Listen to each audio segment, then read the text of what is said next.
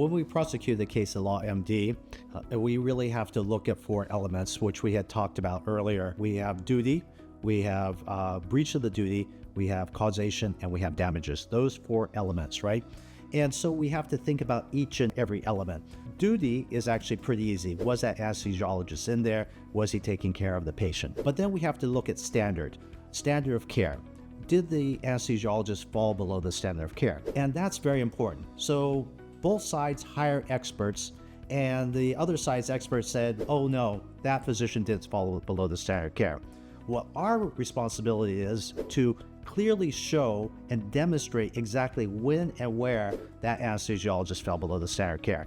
And that's where we have the expertise. I'm an anesthesiologist, I'm an attorney. I can clearly show, after looking at the medical records, what happened, because I understand the operative reports, I understand the pre-anesthetic records, I understand the anesthesia record, I understand the post-anesthesia records. And then we get to causation.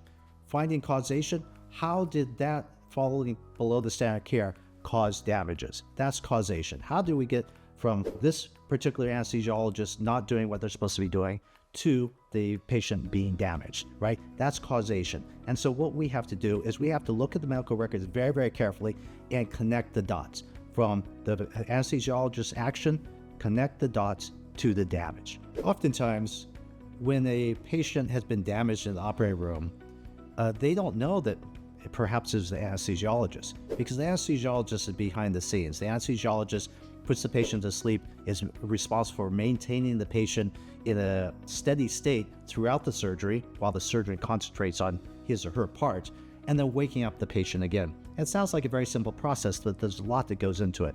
So oftentimes, you or a patient may think that the damage that was done by the surgeon and the nurses, but sometimes it's the anesthesiologist that's involved. And so we can actually identify that.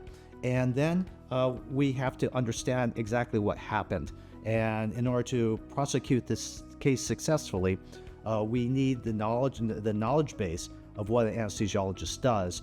And then we need to be able to explain that clearly and concisely to the jury and to the judge so that they can make a determination.